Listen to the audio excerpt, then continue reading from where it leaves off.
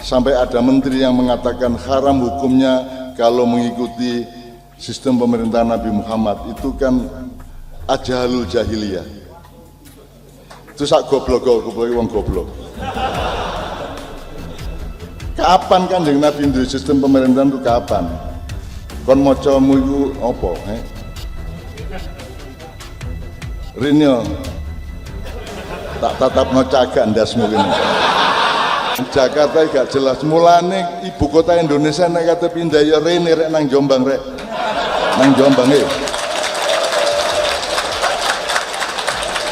Karena ini bukan soal uang, ini bukan soal politik, tapi soal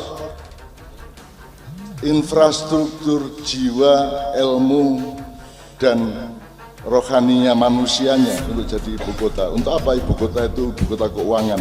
Jakarta biarkan jadi ibu kota keuangan, tapi Jakarta bukanlah ibu kota ilmu, Jakarta bukan ibu kota akhlak gitu. Jakarta, makanya aku usul jani tebu ireng iki di luar jadi ibu kota Indonesia. Sing jenenge Serambi Madinah ya gini iki.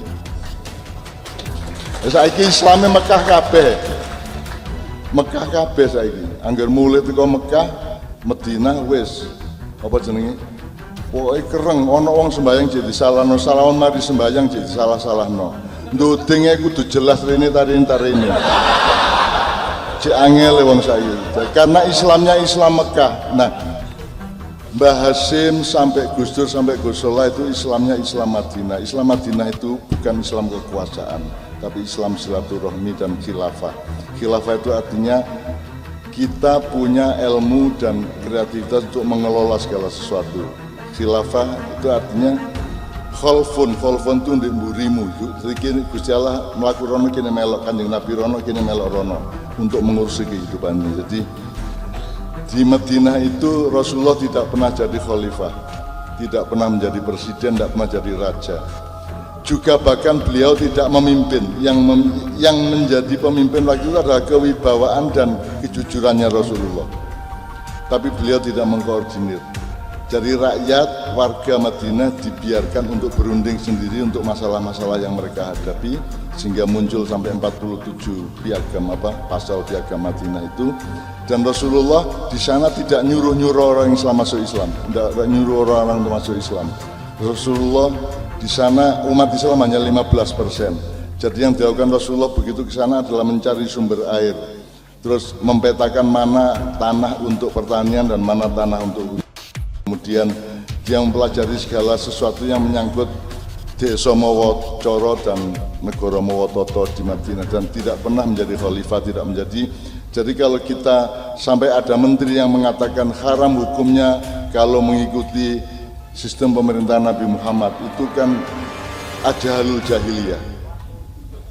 Itu sak goblok wong goblok. Sampai ada menteri yang mengatakan haram hukumnya kalau mengikuti sistem pemerintahan Nabi Muhammad, itu kan ajalul jahiliyah. Itu sak goblok wong goblok.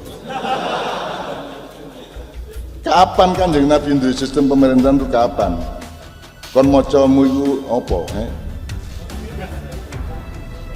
Rinyo tak tatapno cagak ndasmu kene. Kapan Kanjeng Nabi duwe sistem pemerintahan itu kapan? Kon macamu iku apa? Rinyo tak tatapno cagak ndasmu kene. Kapan Kanjeng Nabi dadi pemerintah lho kapan? Gak tahu ono sistem pemerintahan. Yang ada adalah punokawan dan ponokawan. Kalau bahasa Jawa, punokawan itu orang yang menemani rakyat dengan ilmu dan kebijaksanaan. Kalau ponokawan, orang yang menemani rakyat dengan cinta dan kesetiaan. Itulah yang dilakukan Rasulullah di Madinah. Tidak memimpin secara formal. Nah, mulai Islam jadi blunder itu ketika ada Khulafaur Rasyidin, Abu Bakar, As-Siddiq, Umar bin Khattab, kemudian Utsman bin Affan, bin Ali bin Abi Thalib, kemudian al-khulafa ghairu rasyidin ba'da. Sing rasyidin mek papat liyane gak rasyidin kabeh. Dan berkembang Islam kemana-mana ini oleh yang ghairu rasyidin ini. Itu teman sekalian. Nah, jadi menurut saya khilafah itu bukan sistem pemerintahan negara. Khilafah itu adalah sumber cara berpikir untuk mengurusi apapun saja dalam hidupmu. Dari keluargamu, dirimu sendiri, hatimu, pikiranmu, kebunmu, sawahmu, tanamanmu, kencingmu, semua kamu urusi, kamu kelola dengan khilafah itu. Di khilafah itu bukan satu bahasa yang bisa dikonotasikan secara padat menjadi sistem kekuasaan. Tetapi kadung Abu Bakar dari khalifah, wong Syiah nek tak kandhani kuwi yen sing salah Abu Bakar iku ben lapo dari khalifah bareng Kanjeng Nabi gak tau dadi khalifah. Seneng atine ya. Gitu cak, iya. Sing luwih salah meneh Ali ngono. Lho apa? Lah Ali kok gelem-gelemen terusno iku. Nek aku dadi Ali, aku ngelompokno kabeh tak maiyahno kabeh. Tak kelompokno rek, wis aku gak usah dadi khalifah gak patheken rek. Tapi ayo diatur bareng, gawe perjanjian bareng ya apa enake terus iki. Mari matine Sayyidina Utsman. Wis mari ngono dimane kon mateni aku utawa aku mateni kon ya saiki ayo rembug bareng-bareng ya apa. Nah, itu yang dilakukan Rasulullah bukanlah khilafah dalam arti padat kekuasaan, tetapi adalah kebijaksanaan untuk mengelola tata kehidupan di lingkungan Madinah pada waktu itu. Makanya saya membayangkan sebenarnya saiki wis ana serambi Mekah. Ya nek prasaku ya semua pesantren Tebu Ireng harus menjadi serambi Madinah.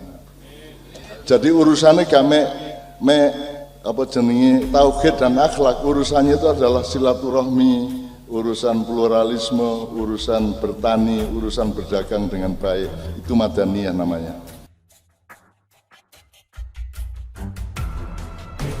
Ada yang mengatakan, Pak, kenapa Bapak mengatakan tidak ada ajaran bernegara di dalam Islam? Bukanlah kalau Islam itu harus mengikuti sunnah, Quran dan sunnah. Sedangkan sunnah itu artinya antara lain apa yang dilakukan oleh Nabi. Oke, itu artinya ya. Bukankah Nabi juga mendirikan negara? Kenapa tidak? Kok kenapa bilang tidak ada sistem bernegara? Memang tidak ada, karena kita dilarang oleh agama kita mendirikan negara seperti yang didirikan Nabi. Kaget? Dilarang. Karena negara yang didirikan Nabi itu teokrasi, di mana Nabi itu mempunyai 3 kekuasaan sekaligus. Legislatif, kalau ada masalah hukum baru, minta ke Nabi. Kalau di Al-Quran tidak ada, tanya ke Nabi. Nabi membuat hukumnya. Kalau sekarang siapa yang mau jadi Nabi? Ya, ada hukum IT, Information Technology. Tanya ke sekarang siapa yang itu? Harus DPR karena tidak ada Nabi. Oleh sebab itu negara seperti Nabi itu tidak boleh.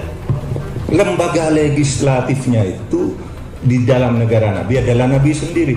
Lembaga eksekutifnya Nabi juga. Nabi kan lembaga eksekutif yang melaksanakan pemerintahan sehari-hari Nabi. Lembaga yudikatifnya Nabi. Kalau ada orang berperkara datang ke Nabi. Sekarang tidak bisa ada negara seperti Nabi itu. Haram kalau kita, saya mendirikan negara seperti Nabi. Siapa nabinya? Tidak ada. Nah, oleh sebab itu pilihan bentuk negara dan sistem pemerintahan, sistem khilafah itu, saudara, yang beragam sekarang dipilih oleh Malaysia dan Indonesia itu sama benarnya. Sama-sama tidak bertentangan dengan syar'i. Kita hanya ingin melaksanakan nilai-nilai Islam dalam kehidupan bersama.